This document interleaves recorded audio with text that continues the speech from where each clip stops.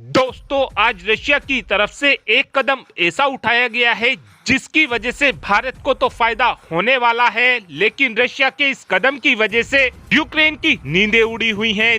दरअसल आज रशिया ने ये फैसला लिया है कि हम अपने Su-57 फाइटर जेट में एक नया शक्तिशाली इंजन लगाएंगे। साथ में रशिया ने यह भी फैसला लिया है कि हम अपने Su-57 फाइटर जेट के प्रोडक्शन को भी दोगुना कर देंगे। और अब रशिया की तरफ से ये प्लानिंग की गई है कि हम हर साल 15 नए Su-57 फाइटर जेट को बनाएंगे। साथ में रशिया की तरफ से ये भी टारगेट रखा गया है कि 2027 तक हम अपनी वायुसेना में 75 से 76 की संख्या में Su-57 फाइटर जेट को शामिल कर लेंगे। रशिया की तरफ से अपने Su-57 फाइटर जेट के प्रोडक्शन को इसलिए बढ़ाया जा रहा है क्योंकि हाल ही में ही डेनमार्क और नीदरलैंड की तरफ से यूक्रेन को अपने F-16 फाइटर जेट देने का फैसला ले लिया गया है और F-16 फाइटर जेट को चलाने की ट्रेनिंग भी यूक्रेन के सैनिकों को मिल चुकी है।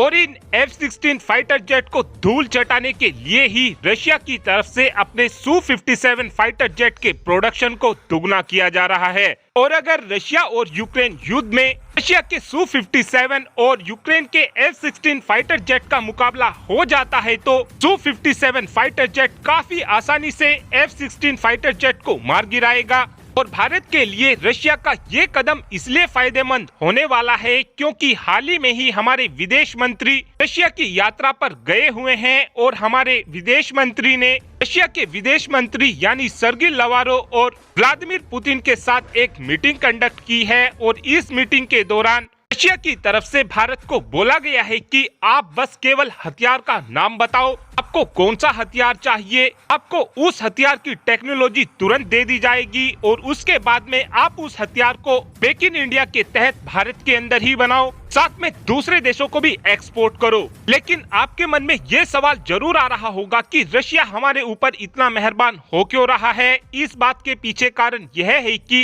जियोपॉलिटिक्स में कोई भी देश किसी का ना तो परमानेंट दोस्त होता है और ना ही परमानेंट दुश्मन होता है। सभी देश केवल अपने ही देश के लिए हित को आगे रखते हैं और भारत को ये ऑफर देकर रशिया अभी भी अपने ही हित को आगे रख रहा है। रशिया ये टेक्नोलॉजी हमको अपने ही फायदे के लिए देना चाहता है क्योंकि इस समय दुनिया में ऐसा कोई भी देश मौजूद नहीं है जो रशिया से रशिया के हथियार खरीद सके, क्योंकि रशिया के ऊपर इस समय प्रतिबंध लगे हुए हैं। और यदि रशिया के हथियार भारत में बनना शुरू हो जाते हैं तो रशिया इन हथियारों को काफी आसानी से एक्सपोर्ट कर सकेगा और सैंक्शन को भी बाईपास कर सकेगा। और हाल ही में ही हमारी स्टैंडिंग कमेटी की तरफ से बिल्कुल साफ साफ बोल दिया गया है कि यदि हम MRFA डील को अब से 2 सालों बाद साइन करते हैं तो इस डील के तहत जो हमको फाइटर जेट मिलेंगे वो 2030 से मिलना शुरू होंगे और इतना 4.5 जनरेशन के फाइटर जेट का कोई मोल नहीं रह जाएगा जब तक हमारे दुश्मनों के पास 5th जनरेशन के फाइटर जेट आ जाएंगे।